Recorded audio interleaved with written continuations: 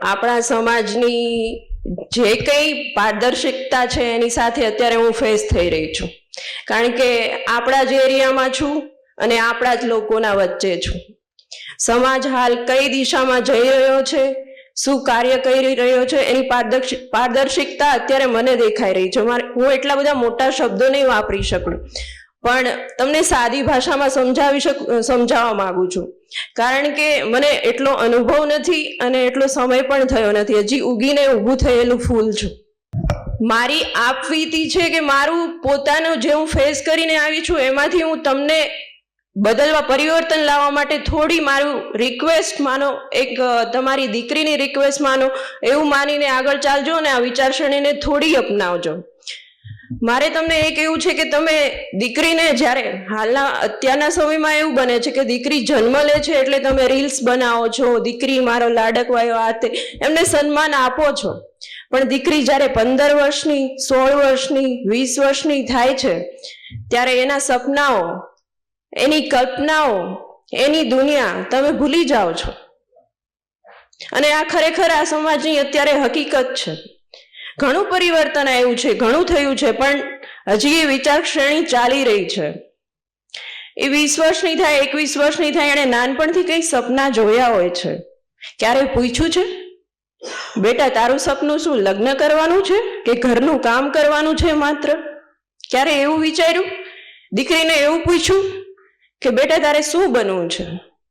આ નાનપણમાં પૂછવાની વાત નથી, જ્યારે 21-22 વર્ષની થાય ને ત્યારે પૂછવાની વાત છે કે શું તે ખાલી માત્ર ઘરના કામ કરવા માટે જન્મ લીધો છે? એ સાઈડ છે, એ ઘરના કામ તો કરવાની જ છે. હું અત્યારે PSI છું તો એનો મતલબ એવો નથી કે હું ઘરનું કામ નથી કરતી, તમામ કામ કરું છું. પણ એક આઈડેન્ટિટી બનાવવા, હું મારી ખુદની વાત કરું તો મારા પિતાની એટલી ફાઇનાન્શિયલ કન્ડિશન સારી નહોતી કે હું આગળ વધી શકું. પણ તમે કેવું વિચારો છો કે એક દીકરી મોટી છે, પાછળ 2 દીકરા છે, તો પેલા દીકરાને ભણાવીએ, દીકરીને ન ભણાવીએ? કેમ? શું એનો હક નથી? એના સપનાઓ નથી? જ્યારે મારો સમય હતો ત્યારે હું પરણાવવામાં આવી અને મને રંઘોળા ખાતે, મારું સાસરો છે, મારું ગામ ભૂતિયા છે, એટલે હું ઘરે ગઈ એટલે મારા સાસુએ મને પૂછ્યું, 2 વર્ષ તો હું ઘરે આરામ જ કર્યો છે. એટલે મને કે મારા સાસુ ટીચર છે, સસરા ડોક્ટર છે અને મારા હસબન્ડ છે કન્સ્ટ્રક્શનમાં છે. મને કે અમારા ત્રણેયની કંઈક આઈડેન્ટિટી છે, તારી શું છે? તું શું છે? માત્ર આખી લાઈફ ઘરનું કામ કરીશ, આજુબાજુના ઘરમાં બેસીને પોતાનો ટાઈમ પસાર કરીશ?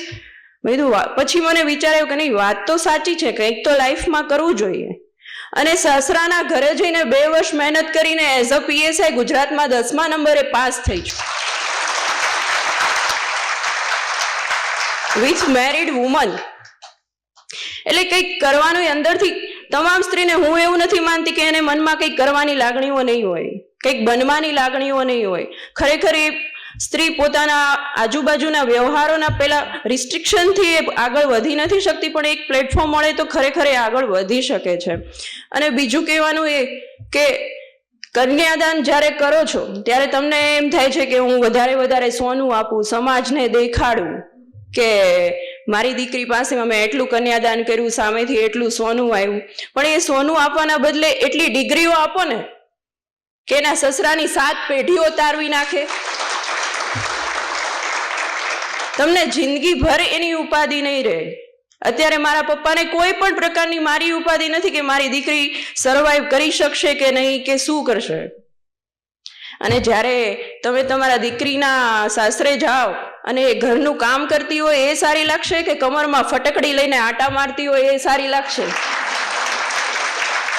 ખાસ હું તમને કહું, જેન્ટ્સ, તમે લોકો રાત્રે હું તમને સરથાણા પોલીસ સ્ટેશનની વાત કરું.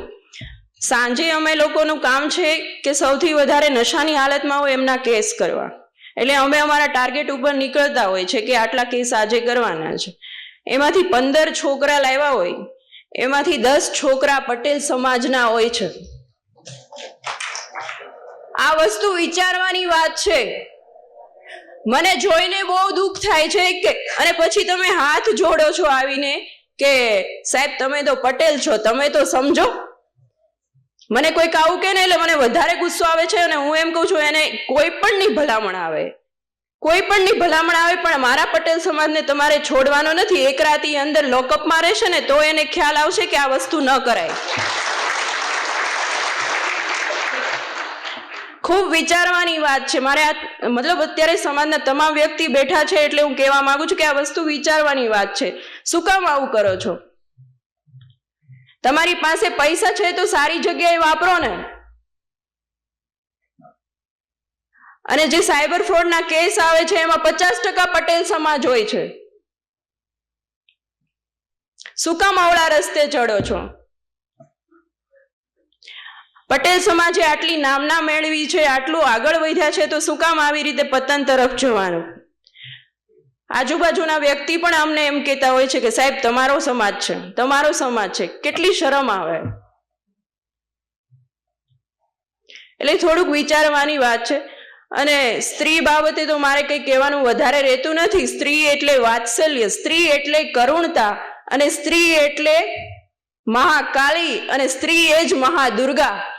તમામ રૂપ ધારણ કરી શકો છો. જ્યારે કોઈ વ્યક્તિ તમને છેડે છે, કોઈ વ્યક્તિ તમને હેરાન પરેશાન કરે છે, હમણાં જે કેસ બન્યો, તમે કદાચ રીલ્સમાં એક્ટિવ હોય, મતલબ જોતા હોય તો ખ્યાલ આવે, કાપોદ્રા કે વરાછાનો બનાવ છે.